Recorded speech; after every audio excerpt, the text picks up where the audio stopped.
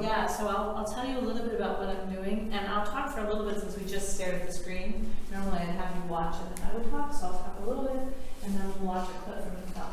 So Mary is a huge inspiration to me, and Mary is really important to the work of Thuma Island and to work on nuclear issues really everywhere. And I'll tell you a little bit about myself and how I came to this work and why I'm making this film. Because I'm not from Middletown, Pennsylvania, and I was not there. I was in my teens, 1979, not paying a whole lot of attention. My parents were anti-nuclear activists, but they were also civil rights activists and peace activists during the Vietnam War. And I grew up in a house, probably much like what Leslie can relate to, where my parents were very, very, Leslie, by the way, Mary's daughter, that's why I sort of nodded her. No secret jokes here. So Leslie is Mary's daughter. So I was the daughter of activists, and you know, I wanted to stay as far away as I could from all of that. I was in theater, and I wanted to do other things, and the last thing I wanted to think about was Vietnam War and people dying and civil rights and all the problems. You know, I cared, but I was like, that's my parents' thing. But I was diagnosed with cancer when I was 35, and the year before that my mother had died with cancer, and 5 years before that my father had died from cancer. And at that point I said, what's happening in my family? So I began to look around and do my own research, and it seemed to me, and I was asking my oncologist, as I'm getting chemo, and I'm an orphan myself, what's going on? And I said to him, you know, having this background of my parents, I did know what to go read, even though it wasn't my interest to go do it. I felt I was forced to, so I started reading Rachel Carson, and then there's just a number of other really wonderful researchers. A great one is Sandra Steingraber, who wrote a book called Living Downstream, who also had cancer, and she studies all about toxicants and the environment and the impact on health. So I'm reading, and I go in to see my oncologist, and I say, are you seeing more cancers than you used to? And he says, yes. And I say, do you think it's because of the environment? And he says, yes. And this is not some holistic oncologist, right? This is Upper East Side, living in the city, and you know. So this set me down in a whole different road in my life. I had one career. I had just gotten my PhD in 18th century British literature, had nothing to do with any of this, and suddenly I could care less about the 18th century, even though it's very interesting. I was doing cool stuff on women and feminism and colonization and, you know, slavery. It was all really important, but right now I'm thinking, what is happening to the health of our planet and to people on this planet and living beings, and this just seems so urgent to me. But I was hired to teach the 18th century. And if any of you know academia, you do what you're told or you will not get tenure. If you get tenure, you're basically out. You never work, and unless you want to work for 2 cents a minute. If anyone's following the adjunct to life, it's slave labor. So I was the lucky one to get a really great job at Stony Brook University. It was tenure track, but I knew I had to toe the line. So I tell no one at work that privately I'm doing all the research I can on something called ecofeminism, because my interest was always in what's happening to women in the environment. And not just what's happening to women, but what is it about our patriarchal culture that enables this kind of destructive behavior to the environment.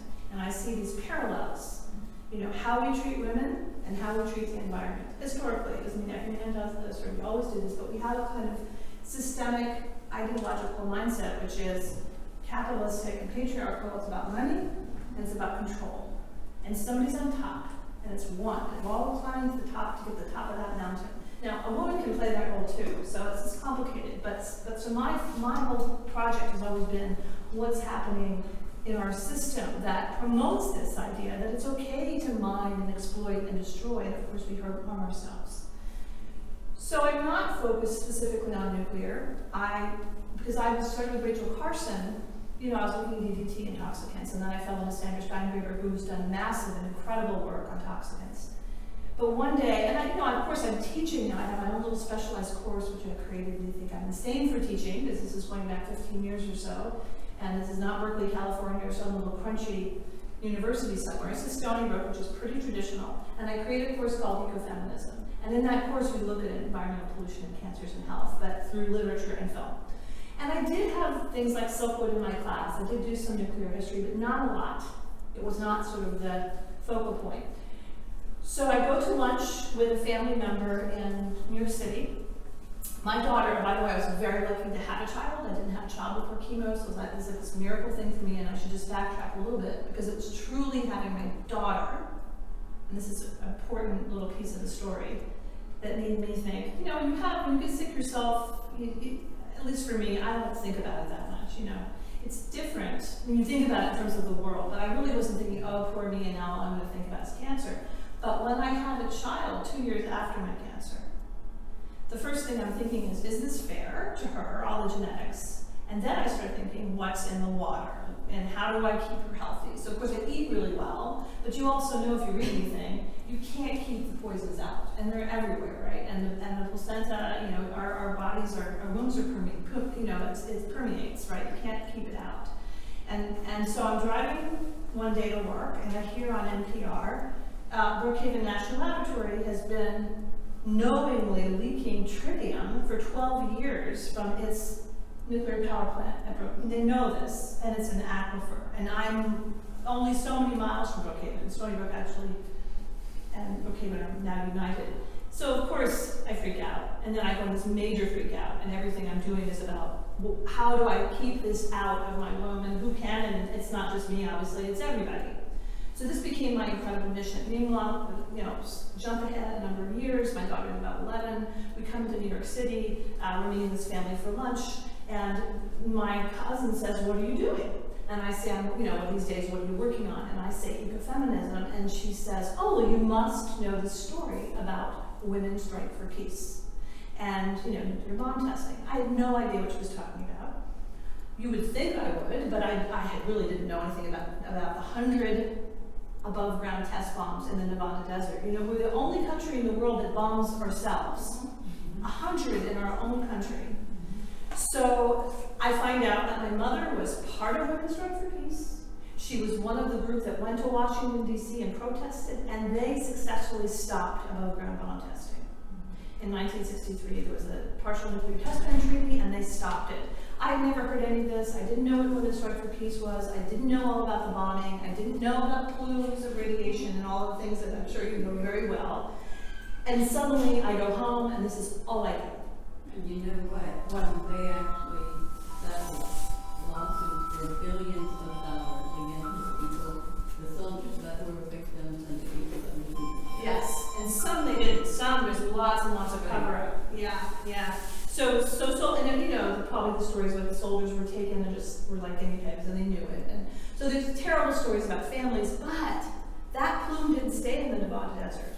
It went all over the U.S. In fact, there's higher hot spots in different spots in the U.S., not higher than where they find in the Nevada desert.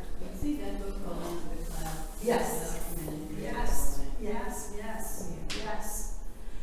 So I find this out, and I become obsessed. And I become obsessed not just with nuclear history, but why was my mother's story silenced even in my family?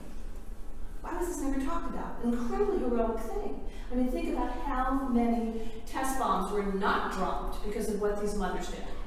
And these mothers, by the way, they organized across the U.S. This is before social media. I always tell my students this. We can't imagine, but, you know, some of us remember to make a long-distance call cost money, right? So the means, how did 50,000 of these mothers across the U.S. organized in very short order, within a year, and 15,000 of them went to Washington, D.C., and they were successful. And my mother was one of them, and so I find this out, and to me as a feminist, I'm thinking, A, why was this never talked about in my home? How did we miss this story, right? I get that the Vietnam War is important. I get that all the civil rights activism they did, which was incredible, was important. But this is also important, and interestingly, it was my mom's story, not my dad's story, right? So I started thinking about that issue. I also think, as a feminist scholar working in academia in the environmental field, how come this story is not told? And I often say, and I'll say it now, how many of you have heard of Women's Strike for Peace? This is scary, right? And I do this all the time. I did this recently at a meeting of anti-nuclear activists, packed room. I think 2 people had heard of it. So this is what drives me, is why that silence? And what's the cost of that silence? And there's story after story like this. There's a story of Al Stewart, who discovered that a single x-ray to the fetus doubles that child's chances of developing cancer. So every time you go with the doctor and they say, are you pregnant? Which that's probably not asked men, but maybe they do. But they always ask us, right? Are you pregnant? When was your last period? You have Alice Stewart to thank for that. But guess what? In her lifetime, she was vilified. And they denied her science. She was an epidemiologist in England. And there was a leukemia outbreak, and they wanted to understand why were small children, why were these cancer rates rising? And so she has the famous question, go ask the mothers.